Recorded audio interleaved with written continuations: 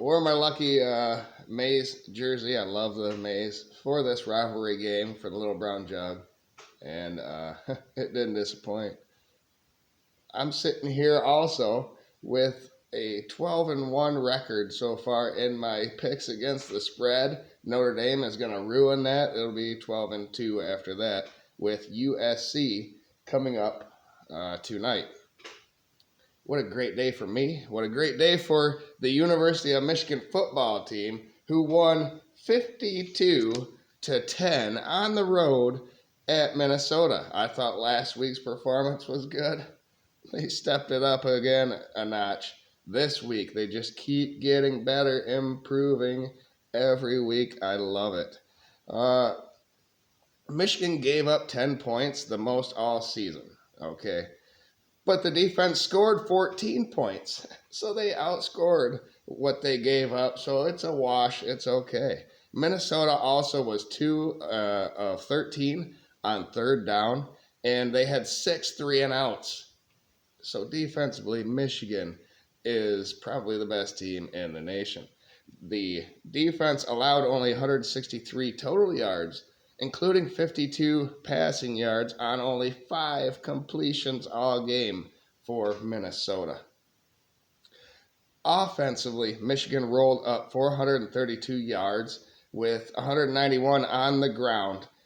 JJ was 14 of 20 for 219 yards and 1 touchdown, but also had 17 rushing yards on 4 carries and 2 rushing touchdowns. Corum on the ground only had 9 carries, but it was effective, 69 yards, and he had a touchdown. It could have been Edwards. We'll talk about that. But Mullings then had 8 carries for 47 yards, which is a huge clip. Edwards had 4 carries for 20 yards and 4 catches for 25 yards through the air. So versatile. He's showing that he can do that. Cornelius Johnson had the 3 catches for 86 yards, which is a 28.7 average. And Wilson had 3 catches for 56 yards, which is an 18.7 average. Michigan being versatile, doing it all offensively, I love it, and doing it all defensively, being multiple on both sides of the ball. Special teams had a couple of errors, like the kick out of bounds. Really, that's it. One guy got close to a ball, but nitpicking there. Just a dominant performance here, and it all started in the first quarter. On the second play of the game, Will Johnson had a pick 6. It was a little bit overthrown. He said thank you and went back to the house. 7-0 Michigan early. And then Minnesota got the ball right back. Bryce Williams had a 7-yard run, but on 3rd and 3, it was almost intercepted again. They were forced to punt. It was one of them 3-and-outs the defense had. Michigan. Corum opened the drive with their first drive of the game. They're up 7, but it's the first offensive drive of the game, and Edwards had a 10-yard run. Wilson had a 6-yard catch, and on 3rd and 1, Mullings was stuffed. But on 4th and 1, a rollout pass to Mullings for 13 yards was just beautiful. Caught the defense off guard, and Cornelius Johnson had a 20-yard catch and run. A.J. Barner had a 7-yard catch, and on 3rd and 3, Cornelius Johnson dropped that first down catch. It was a little underthrown, to be fair, but it was in his hands. He has to catch that ball. Michigan made a 31-yard field goal. It was 10-0 after their first offensive possession. Minnesota's Zach Evans had a 12-yard run on their 3rd possession. And Evans then had a 14-yard run and an 8-yard run. He was gashing the defense up the middle a little bit. But on 3rd and 2, Williams had that 5-yard catch. Mason Graham had a tackle for a 4-yard loss. He had himself a day. That was all of these defensive players did. But on 3rd and 14, Ethan Kay had a 5-yard run. I'm not even going to try to pronounce Killickamanis. 54-yard field goal was good for Minnesota. It was 10-3. Michigan had a play-action pass on their very next drive to Cornelius Johnson for 17 yards. And on 3rd and 8, McCarthy had a 5-yard run, so we had to punt, but it was a good one to Minnesota's 12-yard line. Now it's the start of the second quarter, and Minnesota had the ball. Sainristil had a nice pass breakup, and it was a 3-and-out. He almost had that interception there. It was a good punt to Michigan's 38-yard line from there. Michigan on their third drive here. Blake Corum had a 40-yard run. Edwards had a 6-yard run. And a reverse to Wilson for 10 yards was awesome. Edwards was in, I think, on that 7-yard run or whatever it was, but he was ruled down at the 1-yard line. There was a sliver of daylight under his ass as that ball broke the plane, but it didn't matter because on 3rd and goal, Corum leaps into the end zone for his touchdown. It was 17-3. Now Michigan is up. Minnesota had 2 tackles for a loss.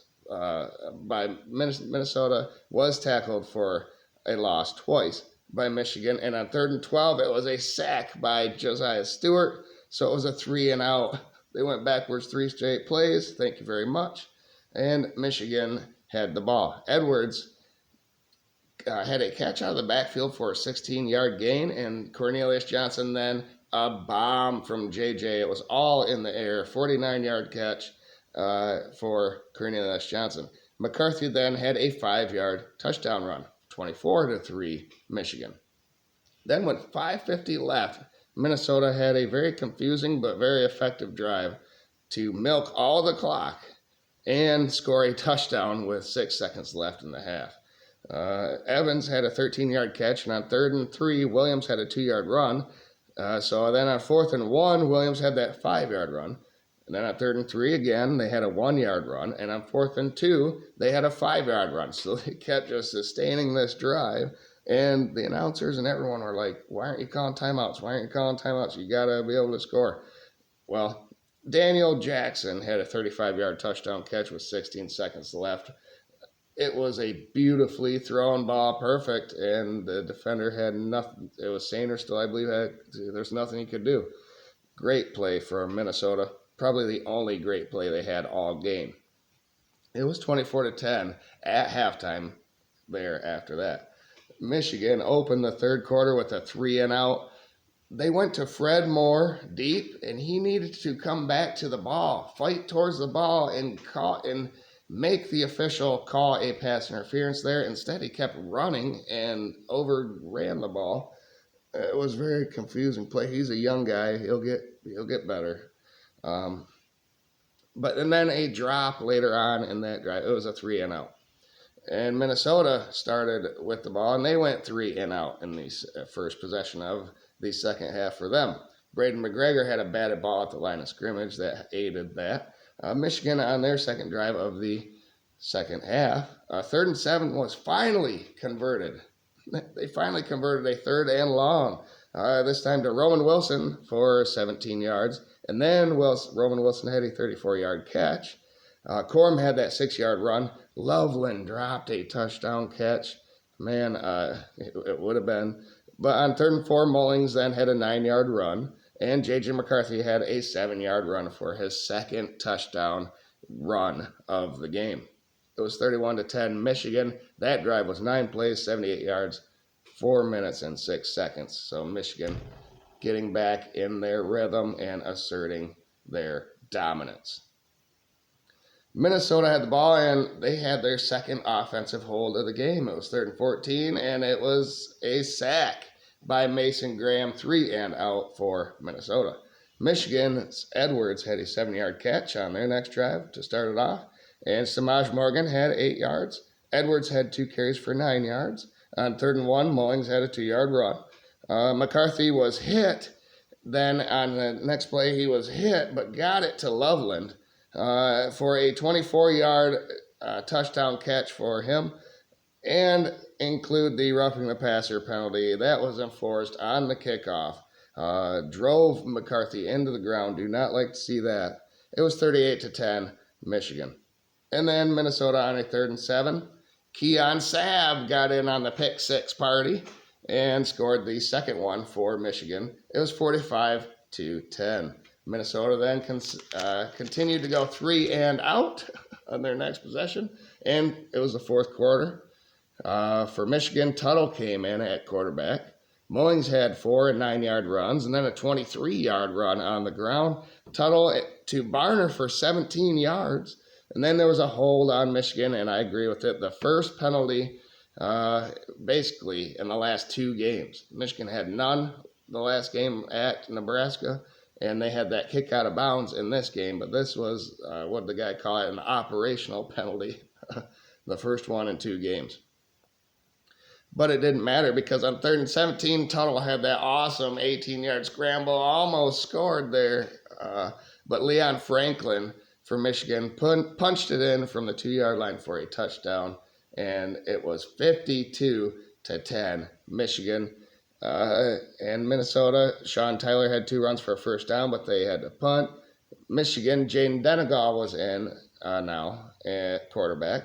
Tavier Dunlap had a 7-yard run, and then there was a dangerous pass by Denegal. I'd like to know what he was looking at. Even Harbaugh was like, what the hell? It was a 3 and out for Michigan. With 4:10 left, Minnesota just ran the clock out. Get me out of here. Get me out of here. I want this game over with. I had some injured players. Michigan's physical. What a dominant performance. All the way around, the best coach team probably in the nation, the most experienced probably in the nation. Talent is right there with the development of the talent that we have. Georgia and Michigan both just slaughtered their competition today, proving they're 1 and 2 yet again. And that's what it'll be. That's what it'll be in my power ranking coming up on either Sunday or Monday. The resume ranking, we'll have to wait and see. All these teams still have to play. Things can change, but man, I love this. I savor every minute of this Michigan football program the last 3 years, and I hope all of you out there are doing the same. Who's next? Indiana at home, big noon kickoff. I can't wait to see this team play somebody good. It's going to be awesome. Thank you, everybody, for tuning in. Like the video. Share with other people out there. Subscribe if you have not. And hit the bell for notification so that you know when all my videos are posted. I have the resume ranking. I have my power ranking. I have a preview coming up this week for Indiana for what it's going to be worth. You also have my picks, which I said I think I'm 12 and 2 right now this week with 1 game to go. So you can hit the bell for notification. All them videos will pop up to you. They should anyway. Thank you, everybody, and have a great and glorious night. Go Blue.